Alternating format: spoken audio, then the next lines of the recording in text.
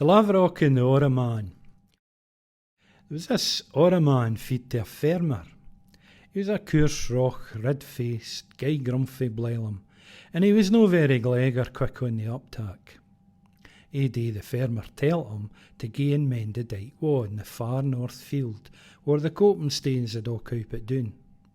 It was a brosome day, near the hinder end of August, and the sun was at its fu hicht. As the Oraman trockled wearily o'er the field to day's dark, his muckle tackety bits near stramped o'er the Laverock's nest, ligging yonder snod among the lang grass. The flegget bird flew strocht up into the lift in alarm. As he heased up into the air, he called out a warning sang. Yet it was an awfu' licksome sound. The Oraman stood and looked up in admiration and delight. With his bonnet shielding his een for the stang of the biling sun, he said to himself, My, thon's a fair bonny tune. I would fain hae thon birdie for a pet. Thon music beats downloads, iTunes, or even Dodd Squeezebox. And that's just what he ate today. He smiled at his bothy on his creepy taes in the deed of nicht. He'd ta'en a thin, fine mesh net with him on a pole, and when he got close home to the glebe where the Laverock's nest was, he flung it o'er the wee creature and trapped it. The Laverock was dover now and didn't hear him till it was early. Gotcha noo, the Oraman grunted. He happit the Laverock up in the net and ta'en him back to his house, and there he put the bird in a totty wire cage, no muckle bigger than an egg box. Recht, birdie, I've made a pet of ye noo. Sing me some braw music, noo. But the Laverock just sat lown in the huff and wouldna cheep a sound. Are your lugs steak it, birdie? I tell you to sing for me, like you did out by in the field today. Let's hear ye singing. Is that no what you're famous for? I dinna sing when I'm clocht in a cage, reponed the Laverock coldly.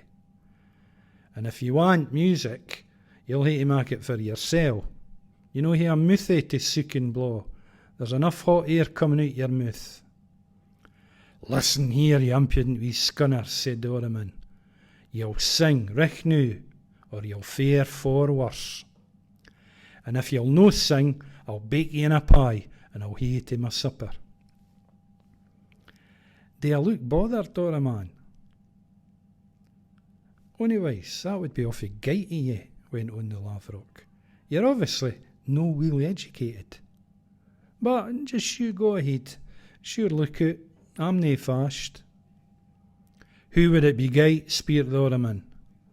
Well, for one thing, there's nae eating in a shelpit sma' thing like a Laverock, and we taste gey wersh. But thon's by the by. You see, Oraman, we Laverocks are gey wice-like creatures. Have you no heard? We're awfully brainy.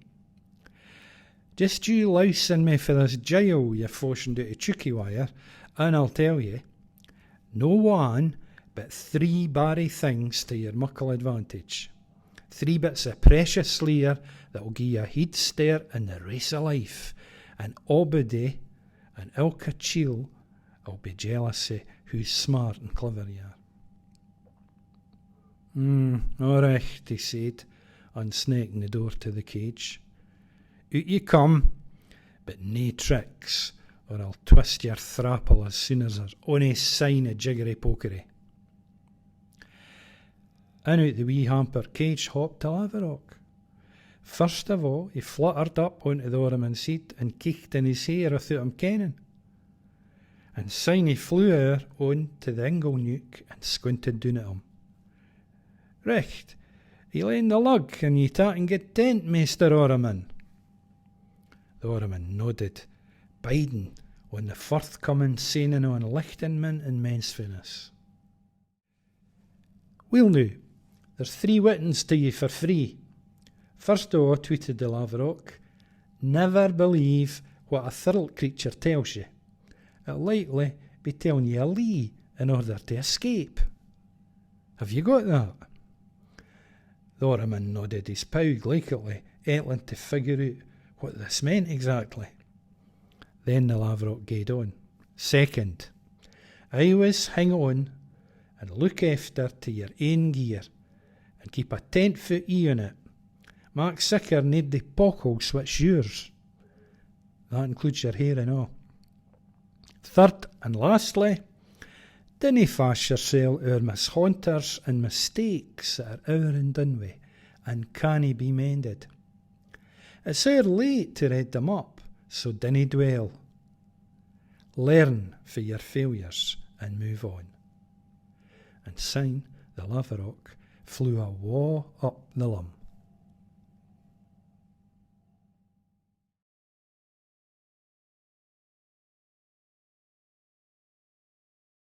When we first come over, it took us 3 days and nights on the train to come over. We had to go and live in Glenistone Farm because my auntie and that had got my dad a job on the farm. I had to stay there for 5 years, and the government, they come to make sure that we were following the guidelines and that, and my dad got away paying not much. There were 4 of us.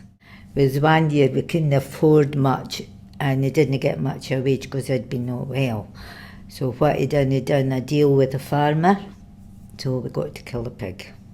So we made bacon, black pudding, sausage, we hung it up, my mum hung it all up. We used to get the skins for the butcher, Mrs Capaldi would get it, and then sometimes we'd sell it just to get us our money.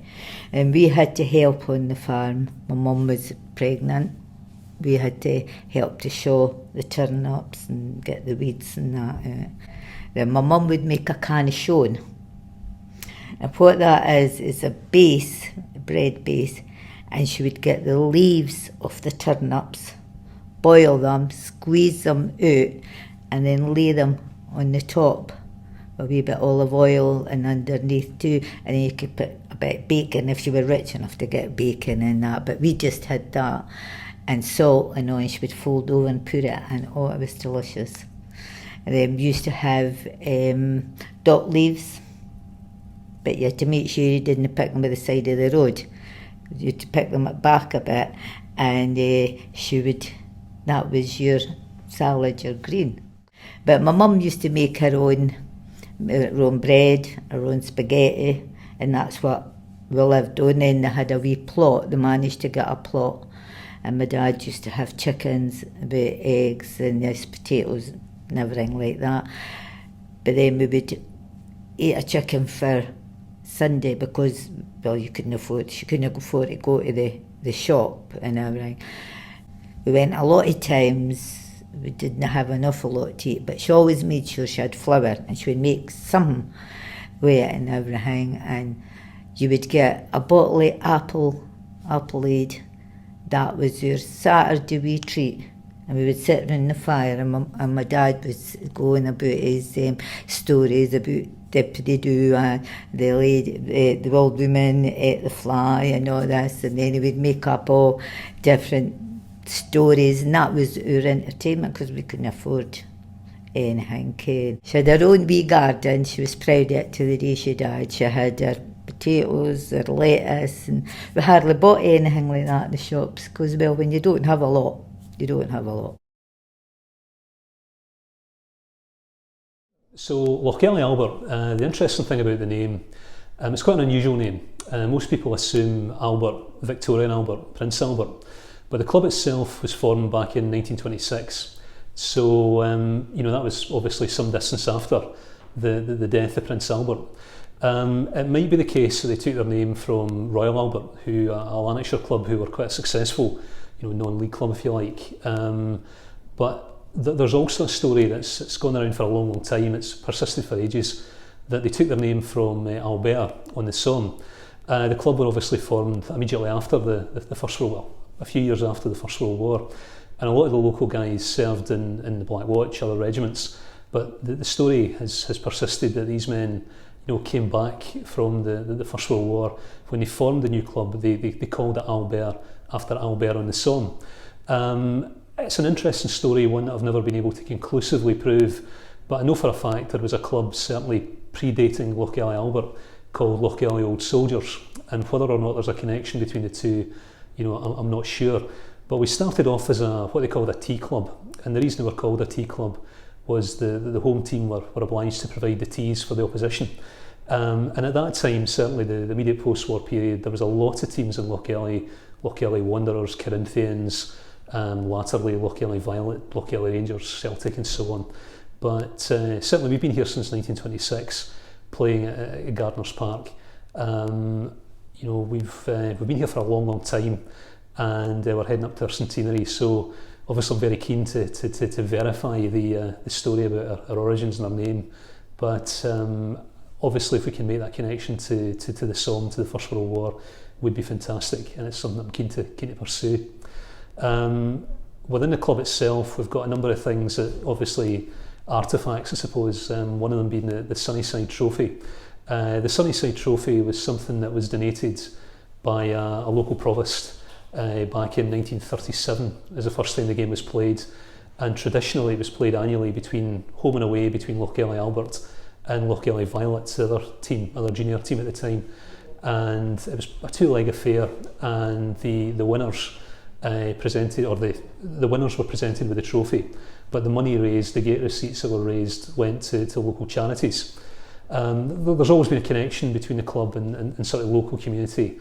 At that time, a very, very strong mining community, even going back to 1926, when one of the club's first fixtures was against a team from Dundee called Winton FC, and the money went into the miners' strike, in 1926, into the soup kitchens. In terms of crowds, like a lot of non-league clubs, we don't get huge crowds. But the interesting thing, I suppose, about the current location where we are just now, which the pitch hasn't changed dramatically from the 1920s, but certainly going back to 1948, we had a 6-round Scottish Cup tie against Bo'ness. Unfortunately, we lost 4-2, but there was over 11,600 people there that day, which is still a record for a Fife non-league ground. So 11,000 people attending a kind of local junior football match is quite remarkable.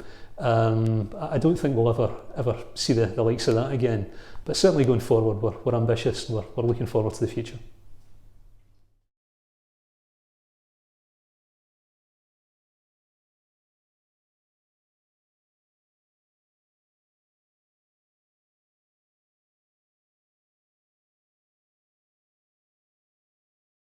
My dad, he was a great one. He used to make a ring and a cleat for us, and go-karts and things like that. My dad was off a Honda. He used to mend shoes, he had lasts and all the rest of it. And he used to make great wine too.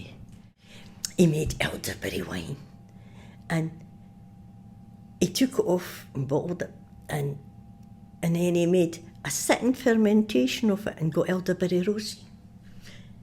Very economical, my dad. 12 fermentations after one lot of brew. It's fine.